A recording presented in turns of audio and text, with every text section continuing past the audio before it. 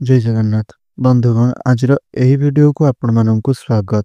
आज यही वीडियोटी मकर राशि व्यक्ति विशेष मानक विशेष गुरुत्वपूर्ण अटे कहीं आज यही वीडियो रे आपण माने जानिबे आपणकर एही अक्टोबर मासर मासिक राशिफल संपर्क रे जहाँकि अक्टोबर मास 2025 आपणक पई किपरि रहिबो एवं ता सहित आपण माने जानिबे आपणकर स्वास्थ्य शिक्षा प्रेम जीवन वैवाहिक जीवन भाग्य क्यारियर व्यापार वाणिज्य किपरि रहिबो एवं एही मासरे नवग्रह मानकर स्थिति किपरि रहिअछि तही विषय रे आलोचना मध्य कराजिबो एवं जेउ ग्रह आपनकु खराब फल प्रदान करूछंती शेषरे तांको पई प्रतिकार गुडिक मध्य रहिबो।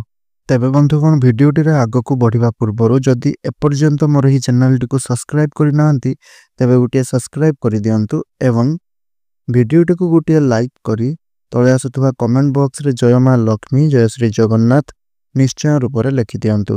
तेबे बंधुगण आउ डेरी न करी चलंतु जानि नबा आपनकर ग्रह मानकर स्थिति किपरि रही अछि। तो बंधुगण हमर राशि चक्र रे 12 गोटी राशि रही अछि। 12 गोटी राशि मानक मध्यरु दशम राशिटी हेउछि आपनकर मकर राशि। तो मकर राशि रो व्यक्ति विशेष मानकर अधिपति रहिले शनि। शनि से आपनकर तृतीय घरे अवस्थान करिसंती। राहु से आपणकर द्वितीय घरे अवस्थान करिसंती। देवगुरु बृहस्पति षष्ठ रे अवस्थान करिसंती। शुक्र एवं केतु अष्टम रे अवस्थान करिसंती। बुध एवं सूर्य आपणकर नवम घरे अवस्थान करिसंती एवं मंगल आपणकर दशम घरे अवस्थान करिसंती। आउ शनि ढेया एवं 7.5 आपणकर राशि रे चालू नाही। तेबे बंधुगण वर्तमान आसंतु जानि नबा आपणकर स्वास्थ्य विषय रे आपणकर स्वास्थ्य किपरि रहिबो। देखंतु स्वास्थ्यर गृह हेउछि प्रथम गृह। इम्यूनिटी सिस्टम रो गृह मध्य प्रथम गृह होइथाय। तो आपणकर प्रथम घरर स्वामी रहिले शनि। शनि से आपणकर तृतीय घरे अवस्थान करिसंती एवं सूर्य आउ बुध आपणकर सप्तम दृष्टि रे प्रथम गृह को दृष्टि पकाउछंती माने शनि को दृष्टि पकाउछंती। आपणकर कोनोसी पापी ग्रहंकर दृष्टि आपणकर प्रथम घर उपरकू बा शनि उपरकू पड़ू नाही। शनि बक्री होई करी अवस्थान करिसंती परे मार्गे होई जिवे 27 नवेम्बर को। तो जे पर्यंत शनि बक्री होई करी अवस्थान करिसंती से पर्यंत आपणकर टिके इम्यूनिटी सिस्टम डाउन होई पारे काहेकि ना समय समय क्रमे आपणकर ठंडा ज्वर काश ए सब किछि लागी रही पारे किंतु आपन टेंशन नियंतु नहीं बेसी बड़ समस्या आपणकर हेबो नहीं। जदि आपन बाहर को जाउछंती बाहर बुल्लुछंती तेबे खाइबा पीबा ऊपर खाली विशेष ध्यान दियंतु। बाहर खाद्य गुडी को आपन जेते पारिबे अवॉइड करंतु। जंक फूड हेउ फास्ट फूड हेउ सेगुडा सब भलो जिंस नुह आपन खांतु नहीं। खाइबा द्वारा आपणकर चर्बी वृद्धि हेबा सहित इम्यूनिटी सिस्टम टिके डाउन होई पारे। तेबे बंधुगण शुक्र आपणकर दशम स्थान रे अवस्थान करिसंती सॉरी अष्टम घरे शुक्र आपणकर वास करिसंती। जेबे भी पंचम घर स्वामी शुक्र 10 अक्टोबर पर्यंत आपणकर अष्टम घरे अछंती। तो अष्टम घरटी को रोगर घर बोली माना जाइथाय। तेणु आपणको विशेष भाव रे ध्यान देबा पई पड़िबो जे पेट जनित समस्या गुडी को आपणकर देखा देई पारे। थकापण आपणको लागि पारे। जहाँ भी कहिली आपण जंक फूड फास्ट फूड को छाड़ी दियंतु सेटा आपणकर स्वास्थ्य प्रति खराब हेउछि। तो 10 अक्टोबर पर्यंत आपणकर जेहेतु राशि परिवर्तन हेबो 10 अक्टोबर रे शुक्र जेहेतु तांकर राशि परिवर्तन करी अष्टम स्थान रु नवम स्थान को चली जिवे तो आपणकर शरीर रे से समय रे रिकवरी हेबो। तो सेते बेले आपणकर स्वास्थ्य रे रिकवरी हेबो। तो आपणकर जहाँ भी किछि समस्या देखा देउछि 10 अक्टोबर परे ताहा सबु ठीक हेबा पई लागिबो। तो बंधुगण वर्तमान आसंतु जानि नबा आपणकर शिक्षा क्षेत्र विषय रे। तो शिक्षा क्षेत्र आपणकर ताहा किपरि रहिबो। तो देखंतु शिक्षा क्षेत्र रो घर हेउछि पंचम घर आ पंचम घर अधिपति रहिले शुक्र। शुक्र वर्तमान से आपणकर अष्टम स्थान रे अवस्थान करिसंती। नवम स्थान को चली जिवे 9 अक्टोबर को सॉरी 10 अक्टोबर को। तो अष्टम स्थान को कुंडली रे खराब बोली माना जाइथाय। तो जे पर्यंत शुक्र आपणकर अष्टम स्थान रे अवस्थान करिसंती तो निश्चिंत रूप रे आपणकर पाठ पढ़ा रे सेते भी भलो हेबो नाही। आपणकर एग्जाम थिले भलो जीवो नाही। जदि आपण किछि भी डिसीजन नेबा पई चाहुछंती किछि भी आपण करिबा पई चाहुछंती ତେବେ ଆପଣଙ୍କ ପାଠରେ ମଧ୍ୟ ମନ ଲାଗି ନପାରେ, କାହିଁକି ନା ଶୁକ୍ର ଅଷ୍ଟମ ଘରେ ଅଛନ୍ତି। କୁଣ୍ଡଳୀରେ ଏହାକୁ ଖରାପ ବୋଲି ମାନାଯାଇଥାଏ। ତ ଯେତେବେଳେ 10 ଅକ୍ଟୋବରକୁ ଶୁକ୍ର ନବମ ସ୍ଥାନକୁ ଅବସ୍ଥାନ କରିବେ, ସେତେବେଳେ ସେ ଆପଣଙ୍କ ପାଇଁ ବହୁତ ଭଲ ଫଳ ପ୍ରଦାନ କରାଇବେ। ମାନେ ଭାଗ୍ୟର କନେକ୍ସନ ଆପଣଙ୍କର ପଞ୍ଚମ ଘର ସହିତ ହେବ। ପଞ୍ଚମ ଘରର ସ୍ୱାମୀ ଭାଗ୍ୟର ଘରେ ଅବସ୍ଥାନ କରିବେ। ତେବେ ଆପଣଙ୍କର ପାଠପଢ଼ାକୁ ନେଇକରି ବହୁତ ଉନ୍ନତି ଦେଖାଦେଉଛି। ଭାଗ୍ୟର ସପୋର୍ଟରେ ଆପଣ ବହୁତ ଆଗକୁ ଯିବେ। ଯଦି କେଉଁଠି ଫର୍ମ ଫିଲ୍ଅପ୍ କରିବାର ଅଛି, ଆଡ଼ମିସନ୍ କରିବାର ଅଛି, କେଉଁଠି ଡିସିସନ୍ ନେବାର ଅଛି, କିଛି ବି କରିବାର ଅଛି, ତ ଆପଣଙ୍କ ପାଇଁ ବହୁତ ଭଲ ହେବ। କିନ୍ତୁ ଆପଣ ଫୋକସ୍ କରିକି ରୁହନ୍ତୁ। ଆପଣ ପାଠପଢ଼ା ଉପରେ ଧ୍ୟାନ ଦିଅନ୍ତୁ। ଦେଖିବେ ଆପଣଙ୍କ ପାଇଁ ବହୁତ ଭଲ ରହିବ।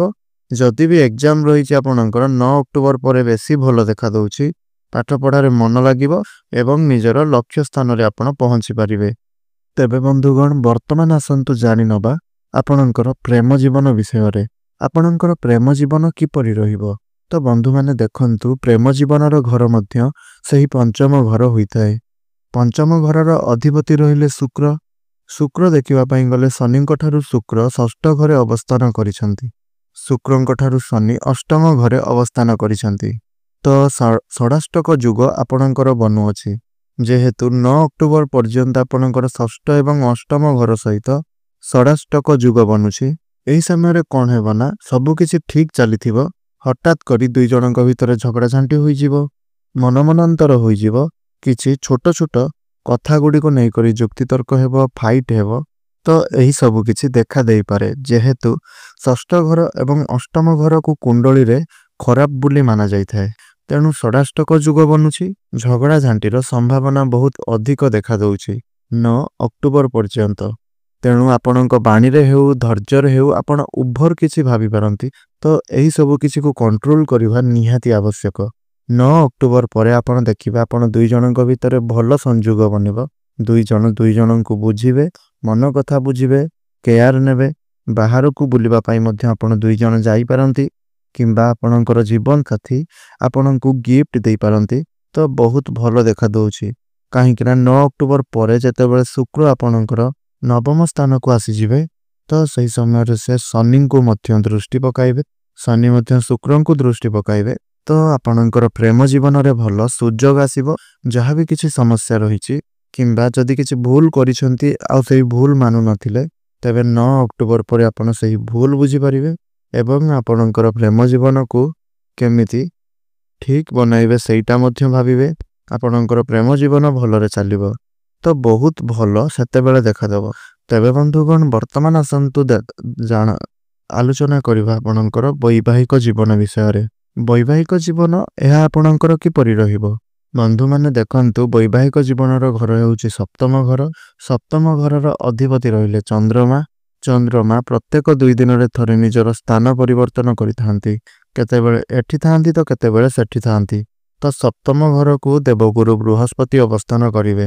ବର୍ତ୍ତମାନ ଅଷ୍ଟମ ଘରେ ଅଛନ୍ତି। 19 ଅକ୍ଟୋବର ପରେ ଯେତେବେଳେ ଦୀର୍ଘ 12 ବର୍ଷ ପରେ ଆପଣଙ୍କର ଷଷ୍ଠ ଘରକୁ ଗୁରୁ ବୃହସ୍ପତି ଆସିବେ, ରାଶି ପରିବର୍ତ୍ତନ କରିବେ, ତ ଆପଣଙ୍କ ପାଇଁ ବହୁତ ଭଲ ସଂଯୋଗ ବନୁଛି। ତ ଯେଉଁମାନେ ବିବାହ କରିନାହାନ୍ତି, ବିବାହର ସୁଯୋଗ ମଧ୍ୟ ବନୁଛି।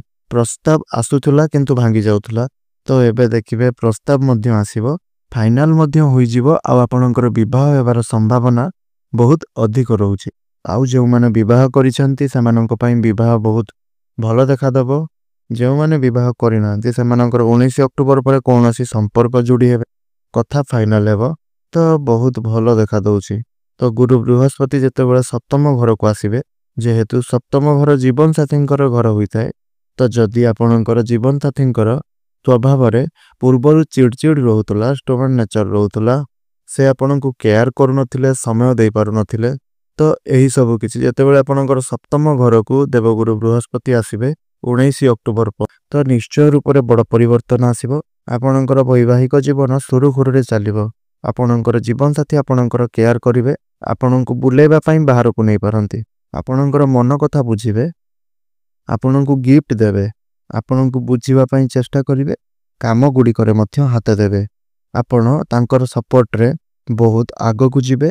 ପୁରୁଷ ହୁଅନ୍ତୁ କିମ୍ବା ନାରୀ, ଆପଣଙ୍କର ଜୀବନସାଥୀ ଆପଣଙ୍କୁ ବହୁତ ସପୋର୍ଟ ଦେବେ। ଯାହା ଫଳରେ ଆପଣଙ୍କର ମନ ମଧ୍ୟ ପ୍ରଫୁଲ୍ଲିତ ହେବ। ତ ଯଦି ଫ୍ୟାମିଲି ପ୍ଲାନିଂ କରିବା ପାଇଁ ଚାହୁଁଛନ୍ତି ଆଉ ଆପଣଙ୍କର କନସିଭ୍ ହୋଇପାରୁନଥିଲା, ସନ୍ତାନ ସନ୍ତତିମାନଙ୍କୁ ନେଇକରି ଚିନ୍ତା କରୁଥିଲେ, ତ ସେମାନଙ୍କ ପାଇଁ ବହୁତ ଭଲ ରହିଛି। ଦେବଗୁରୁ ବୃହସ୍ପତି ଯେହେତୁ ସନ୍ତାନର କାରକ ଅଟନ୍ତି, ତେଣୁ ଆପଣଙ୍କର ସନ୍ତାନ ପାଇଁ ବହୁତ ଭଲ ଦେଖାଦେଉଛି। ତ ଆପଣଙ୍କର ବୈବାହିକ ଜୀବନ ବହୁତ ଭଲ ରହିଛି। ଯାହା ବି କିଛି ଆପଣଙ୍କର ସମସ୍ୟା ରହିଥିଲା 19 ଅକ୍ଟୋବର ପରେ ତାହା ରିକଭରି ହେବାର ବହୁତ ଅଧିକ ସମ୍ଭାବନା ବନୁଅଛି। ତେବେ ବନ୍ଧୁଗଣ, ବର୍ତ୍ତମାନ ଆସନ୍ତୁ ଜାଣିନେବା ଆପଣଙ୍କର ଭାଗ୍ୟ ବିଷୟରେ। ଆପଣଙ୍କର ଭାଗ୍ୟ କିପରି ରହିବ? ଦେଖନ୍ତୁ, ଭାଗ୍ୟର ସ୍ଥାନ ହେଉଛି ନବମ ସ୍ଥାନ। ଭାଗ୍ୟ ସ୍ଥାନରେ ବୁଧଙ୍କ ସହିତ ସୂର୍ଯ୍ୟ ଅବସ୍ଥାନ କରିଛନ୍ତି। ଭାଗ୍ୟର ସ୍ୱାମୀ ହେଲେ ବୁଧ, ତ ବୁଧ ଆପଣଙ୍କର ଭାଗ୍ୟ ସ୍ଥାନରେ ଅବସ୍ଥାନ କରିଛନ୍ତି। ତେଣୁ ଆପଣଙ୍କର ବହୁତ ଭଲ ଦେଖାଦେଉଛି। ବୁଧ ଆପଣଙ୍କର 3 ଅକ୍ଟୋବରକୁ ଦଶମ ସ୍ଥାନକୁ ଚାଲିଯିବେ। ତ୍ରିକୋଣର ସମ୍ବନ୍ଧ କେନ୍ଦ୍ର ସହିତ ବନୁଛି, ତେଣୁ ଏହାକୁ ଏକ ମହା ସଂଯୋଗ ବୋଲି କୁହାଯାଏ। ଭାଗ୍ୟ ଆପଣଙ୍କର ବହୁତ ଷ୍ଟ୍ରଙ୍ଗ ହେବ, ସପୋର୍ଟିଭ ରହିବ। ଯଦି ଭାଗ୍ୟ ସହିତ ଜଡ଼ିତ କାମ କରିବା ପାଇଁ ଚାହୁଁଥିଲେ, ତେବେ ତାହା ନିଶ୍ଚୟ ରୂପରେ କରିପାରନ୍ତି। ଶୁଭ କାର୍ଯ୍ୟ, ମାଙ୍ଗଳିକ କାର୍ଯ୍ୟ, କେଉଁଠାରେ ଇନଭେଷ୍ଟ ହେଉ, ଟ୍ରାଭେଲ ହେଉ, ଆପଣଙ୍କର କେଉଁଠି ନା କେଉଁଠି ଯାନବାହନ କ୍ରୟ କରିବା ପାଇଁ ଚାହୁଁଛନ୍ତି, କିଛି ମନରେ ବଡ଼ କାମ କରିବା ପାଇଁ ଆଇଡ଼ିଆ ଆସୁଛି, ତ ଯାହା ବି କିଛି ଚାହୁଁଛନ୍ତି ନିଶ୍ଚିନ୍ତ ରୂପରେ ଭଲ ଫଳ ହିଁ ପ୍ରଦାନ ହେବ। କାହିଁକି ନା ରାଶିର ସ୍ୱାମୀ ଶନିଙ୍କର ମଧ୍ୟ କନେକ୍ସନ ଭାଗ୍ୟ ସହିତ ବନୁଛି। ଯେହେତୁ ସଂଯୋଗ ବନୁଛି, ତ ଶନି ଆପଣଙ୍କୁ ବହୁତ ଭଲ ଫଳ ପ୍ରଦାନ କରୁଛନ୍ତି। ତ ଗୁରୁ ବୃହସ୍ପତି ମଧ୍ୟ ସପ୍ତମ ଘରକୁ ଆସିକି ଲାଭର ସ୍ଥାନକୁ ଦୃଷ୍ଟି ଦେବେ, ପ୍ରଥମ ସ୍ଥାନକୁ ଦୃଷ୍ଟି ଦେବେ। ଏହାର ମାନେ ଭାଗ୍ୟରେ ପୁରା ଉଜ୍ଜଳ ହିଁ ଦେଖାଦେଉଛି। ଭାଗ୍ୟ ଆପଣଙ୍କର ଚମକି ଉଠିବ। ଭାଗ୍ୟର ସପୋର୍ଟରେ ଆପଣ ବହୁତ ଆଗକୁ ଯିବେ। ଯେଉଁ କାର୍ଯ୍ୟରେ ହାତ ଦେବେ ସେଥିରେ ସଫଳତା ପ୍ରାପ୍ତ ହେବ। ଯାହା ଭାବିବେ ସେଇଟା ବି ଆପଣଙ୍କର ପୁରା ହୋଇଯିବ। ପୁରା ହୋଇ ଲାଭ ଆପଣଙ୍କୁ ମିଳିବ। ତେବେ ବନ୍ଧୁଗଣ, ବର୍ତ୍ତମାନ ଆସନ୍ତୁ ଜାଣିନେବା ଆପଣଙ୍କର କ୍ୟାରିୟର ବିଷୟରେ। କ୍ୟାରିୟର ଏହା ଆପଣଙ୍କର କିପରି ରହିବ? ତ ଦେଖନ୍ତୁ ବନ୍ଧୁମାନେ, କ୍ୟାରିୟରର ଘର ହେଉଛି ଦଶମ ଘର। ଦଶମ ଘରର ଅଧିପତି ରହିଲେ ଶୁକ୍ର। ଶୁକ୍ର କେତୁଙ୍କ ସାଙ୍ଗରେ ଅବସ୍ଥାନ କରିଛନ୍ତି। ତ 9 ଅକ୍ଟୋବର ପର୍ଯ୍ୟନ୍ତ ଆପଣଙ୍କର ସେତେ ବି କ୍ୟାରିୟର ଭଲ ଦେଖାଯାଉ ନାହିଁ। କାହିଁକି ନା ଶୁକ୍ରଙ୍କ ସହିତ କେତୁ ଅବସ୍ଥାନ କରିଛନ୍ତି, ଆଉ କେତୁ ସେ ହେଉଛନ୍ତି ଛାୟା ଗ୍ରହ, ତ ଭଲ ଗ୍ରହ ବୋଲି ମାନାଯାଏ। ତେଣୁ କେତୁ ନିଶ୍ଚିନ୍ତ ରୂପରେ ଆପଣଙ୍କର ମନକୁ କନଫ୍ୟୁଜନ କରାଇବେ। ଆପଣଙ୍କର କାମ କରିବାରେ ମନକୁ ଭାଙ୍ଗିଦେବେ। ଅଳସୁଆମୀ ଆପଣଙ୍କୁ କରାଇଦେବେ। ଆପଣଙ୍କର କାମରେ ବିଳମ୍ବ କରାଇବେ। କାହିଁକି ନା କେତୁ ସେ ସେତେଟା ଭଲ ଫଳ ପ୍ରଦାନ କରନ୍ତି ନାହିଁ। ତେଣୁ ଆପଣଙ୍କର ମନ ଇଆଡ଼େ ସିଆଡ଼େ ଲାଗେ। କାମରେ ଆପଣଙ୍କର ମନ ଲାଗିବ ନାହିଁ। ତେଣୁ 9 ଅକ୍ଟୋବର ପରେ ଯେତେବେଳେ ଶୁକ୍ରଙ୍କର ରାଶି ପରିବର୍ତ୍ତନ ହେବ, ଅଷ୍ଟମ ସ୍ଥାନରୁ ବାହାରିକି ନବମ ସ୍ଥାନକୁ ଚାଲିଯିବେ, ଭାଗ୍ୟର ସ୍ଥାନକୁ, ତେବେ ସବୁ ରାସ୍ତା ଆପଣଙ୍କ ପାଇଁ ଖୋଲିଯିବ। ଯାହା ବି କିଛି କରିବା ପାଇଁ ଚାହୁଁଛନ୍ତି, ତ ଆପଣଙ୍କର କାମରେ ସଫଳତା ପ୍ରାପ୍ତ ହେବ। ଆଚିଭମେଣ୍ଟ ଆପଣଙ୍କୁ ମିଳିବ। ସିନିୟର ଏବଂ ବସ୍ ମାନଙ୍କ ସହିତ ଆପଣଙ୍କର ତାଳମେଳ ବହୁତ ଭଲ ଚାଲିବ। ସିନିୟର ଆପଣଙ୍କର ପ୍ରଶଂସା କରିବା ସହିତ ଆପଣଙ୍କର ବସ୍ ମଧ୍ୟ ଆପଣଙ୍କର ପ୍ରଶଂସା କରିପାରନ୍ତି। ବସ୍ ଏବଂ ସିନିୟରଙ୍କ ସହଯୋଗରେ ଆପଣ ବହୁତ ଆଗକୁ ଯାଇପାରନ୍ତି। ଆପଣ ତାଙ୍କୁ ସହଯୋଗ କରିବେ, ସେ ମଧ୍ୟ ଆପଣଙ୍କୁ ସହଯୋଗ କରିବେ। ଏବଂ କୌଣସି ବ୍ୟକ୍ତି ଆପଣଙ୍କ ସହିତ ଯୋଡ଼ି ହୋଇପାରନ୍ତି, ତାଙ୍କ ସଂଯୋଗରେ ଆସିକି ଆପଣ ବହୁତ ଆଗକୁ ଯାଇପାରିବେ। ବହୁତ ସଫଳତା ପ୍ରାପ୍ତ ମଧ୍ୟ କରିପାରିବେ। ତ 9 ଅକ୍ଟୋବର ପରେ ଆପଣଙ୍କର ରାସ୍ତା ଖୋଲିଯିବ। ଆପଣଙ୍କ କ୍ୟାରିୟରରେ ଉନ୍ନତି ଦେଖାଦେବ। ତ ନିଶ୍ଚିନ୍ତ ରୂପରେ ଆପଣ ସବୁକିଛି ହାସଲ କରିବେ। ମାନ ସମ୍ମାନ ବୃଦ୍ଧି ହେବ। ତ ବହୁତ ଭଲ ଦେଖାଦେଉଛି।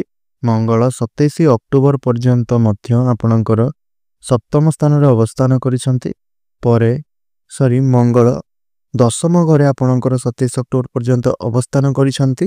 ପରେ ସେ ଆପଣଙ୍କର ଏକାଦଶ ଘରକୁ ଚାଲିଯିବେ। ଯେପର୍ଯ୍ୟନ୍ତ ମଙ୍ଗଳ ମଧ୍ୟ ଆପଣଙ୍କର 27 ଅକ୍ଟୋବର ପର୍ଯ୍ୟନ୍ତ ଦଶମ ଘରେ ଅଛନ୍ତି, ମାନେ ମଙ୍ଗଳ ହେଉଛନ୍ତି କନ୍ୟା, ସାହସ, ପରାକ୍ରମ, କରାମତିର ଘର। ତେଣୁ ଆପଣଙ୍କର ଷ୍ଟୋମାକ୍ ନେଚର ରହିବ, ରାଗ ମଧ୍ୟ ରହିବ।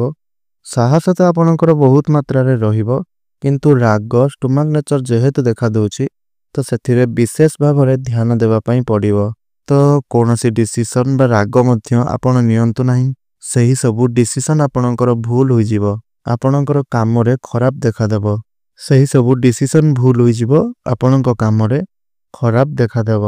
ଓଭରାଲି ଆପଣଙ୍କର କ୍ୟାରିୟରକୁ ଦେଖିବା ପାଇଁ ଗଲେ ବହୁତ ଭଲ ରହିଛି। କିଛି ଅସୁବିଧା ନାହିଁ କିନ୍ତୁ ଯେଉଁମାନେ ଚାକିରି ଖୋଜୁଥିଲେ ସେମାନଙ୍କୁ ଚାକିରି ମିଳିବାର ସମ୍ଭାବନା 19 ଅକ୍ଟୋବର ପରେ ଦେଖାଦେଉଛି। ତ କନଫିଡେନ୍ସ ସହିତ ଆପଣ କାମ କରିବେ ଏବଂ କାମରେ ସଫଳତା ପ୍ରାପ୍ତ କରିବେ। ତେବେ ବନ୍ଧୁଗଣ ବର୍ତ୍ତମାନ ଆସନ୍ତୁ ଜାଣିନେବା ଆପଣଙ୍କର ବିଜନେସ୍ ବିଷୟରେ। ବିଜନେସ୍ ଏହା ଆପଣଙ୍କର କିପରି ରହିବ? ଦେଖନ୍ତୁ ବିଜନେସ୍ ଏହା ଆପଣଙ୍କର ବହୁତ ଭଲ ରହିଛି। ବୁଧ ଆପଣଙ୍କର କେନ୍ଦ୍ରରେ ଅବସ୍ଥାନ କରିଛନ୍ତି, ଶୁକ୍ର ମଧ୍ୟ ତ୍ରିକୋଣକୁ ଆସିଯିବେ, ମଙ୍ଗଳ କେନ୍ଦ୍ରରେ ଅବସ୍ଥାନ କରିଛନ୍ତି, ସୂର୍ଯ୍ୟ ମଧ୍ୟ କେନ୍ଦ୍ରକୁ ଆସିଯିବେ। ତ ବହୁତ ଭଲ ସଂଯୋଗ ବନୁଛି, ଭଲ ସ୍ଥିତି ଆପଣଙ୍କର ରହିଅଛି। ତେଣୁ ବିଜନେସ୍କୁ ନେଇକି ଏହି ମାସଟି ଆପଣଙ୍କର ପୁରା ସପୋର୍ଟିଭ ରହିବ। ଆପଣ ଯେଉଁ ବି ବିଜନେସ୍ ଆରମ୍ଭ କରିବା ପାଇଁ ଚାହୁଁଛନ୍ତି, ପାର୍ଟନରସିପ୍ ବିଜନେସ୍ ଆରମ୍ଭ କରିବା ପାଇଁ ଚାହୁଁଛନ୍ତି, ତ ସବୁ କିଛି ଆପଣଙ୍କ ପାଇଁ ବହୁତ ଭଲ ଦେଖାଦେଉଛି। ନୂଆ ଗ୍ରାହକ ଆପଣଙ୍କର ବିଜନେସ୍ରେ ଯୋଡ଼ି ହେବେ ଏବଂ ଭଲ ଇନକମ୍ ଦେଖାଦେଉଛି। ଆପଣଙ୍କ ବୁଦ୍ଧିର ସହଯୋଗରେ ଆପଣ ବହୁତ ଆଗକୁ ଯିବେ। ବିଜନେସ୍ କେମିତି ଭଲରେ ଚାଲିବ ସେହି କଥା ଆପଣ ଭାବିବେ ଏବଂ ଆପଣ ବିଜନେସ୍ରେ ସଫଳତା ପ୍ରାପ୍ତ କରିବେ। ଡେଲି ଇନକମ୍ରେ ଗ୍ରୋଥ୍ ମଧ୍ୟ ଦେଖାଦେଉଛି। ତ ଯଦି ବିଦେଶ ଯିବା ପାଇଁ ଚାହୁଁଛନ୍ତି ବିଜନେସ୍କୁ ନେଇକରି, ଯଦି କେଉଁଠି ସ୍ଥାନ ପରିବର୍ତ୍ତନ କରିବା ପାଇଁ ଚାହୁଁଛନ୍ତି, କେଉଁଠି ଆପଣ ବିଜନେସ୍ ଆରମ୍ଭ କରିବାକୁ ଚାହୁଁଛନ୍ତି, ତ ବହୁତ ଭଲ ଦେଖାଦେଉଛି। ଆପଣ ଭଲ ସଂଯୋଗରେ ଆଗକୁ ବଢ଼ନ୍ତୁ। ତ ଭଲ ସଂଯୋଗରେ ଆଗକୁ ବଢ଼ନ୍ତୁ, ନିଶ୍ଚିନ୍ତ ରୂପରେ ଆପଣଙ୍କୁ ଭଲ ଫଳ ପ୍ରଦାନ ହେବ। ତେବେ ବନ୍ଧୁଗଣ ଏହା ତ ଥିଲା ଗ୍ରହମାନଙ୍କର ସ୍ଥିତି, ସେମାନେ ଆପଣଙ୍କୁ କ'ଣ ସବୁ ପ୍ରଦାନ କଲେ ତାହା ସମ୍ପର୍କରେ। ଶେଷରେ ଆସନ୍ତୁ ଜାଣିନେବା ଆମେ ଆପଣଙ୍କ ପାଇଁ ପ୍ରତିକାର କ'ଣ ରହିଅଛି। ଦେଖନ୍ତୁ ଆପଣଙ୍କ ରାଶିର ସ୍ୱାମୀ ହେଲେ ଶନି, ତେଣୁ ଶନିଙ୍କର ବୀଜମନ୍ତ୍ର ନିହାତି ରୂପରେ ପାଠ କରନ୍ତୁ। କଳା ଜିନିଷ ଦେଖିକି ଆପଣ ଗରିବମାନଙ୍କୁ ଦାନ ଦିଅନ୍ତୁ, କଳା ପିନ୍ଧନ୍ତୁ। ଶନିବାର ଦିନ ଯଦି ଅଶ୍ୱସ୍ଥ ବୃକ୍ଷ ମୂଳରେ ଆପଣ ଗୋଟିଏ ଘିଅର ଦୀପ ଜାଳିବେ, ତେବେ ଯଦି ଆପଣଙ୍କର ଖରାପ ଚାଲିଥିବ ତାହେଲେ ସବୁକିଛି ଶନି ଭଲ କରିଦେବେ। ଏବଂ ଭିକାରୀଙ୍କୁ ତ ଦାନ ନିଶ୍ଚିନ୍ତ ରୂପରେ ଦିଅନ୍ତୁ, ଗୋମାତାଙ୍କର ସେବା କରନ୍ତୁ, ହନୁମାନ ଚାଳିଶା ପାଠ କରନ୍ତୁ। ଦେଖିବା ଆପଣଙ୍କ ପାଇଁ ନିଶ୍ଚିନ୍ତ ରୂପରେ ବହୁତ ଭଲ ଫଳ ପ୍ରଦାନ ହେବ। ତେବେ ବନ୍ଧୁଗଣ ଆଶା କରୁଛି ଏହି ଭିଡ଼ିଓଟି ଆପଣଙ୍କୁ ନିଶ୍ଚିନ୍ତ ରୂପରେ ଭଲ ଲାଗିଛି। ଯଦି ଭଲ ଲାଗିଛି ଏପର୍ଯ୍ୟନ୍ତ ମୋର ଏହି ଚ୍ୟାନେଲଟିକୁ ସବସ୍କ୍ରାଇବ୍ କରିନାହାନ୍ତି, ତେବେ ଚ୍ୟାନେଲଟିକୁ ଗୋଟିଏ ସବସ୍କ୍ରାଇବ୍ କରି ଭିଡ଼ିଓଟିକୁ ଗୋଟିଏ ଲାଇକ୍ କରିଦିଅନ୍ତୁ।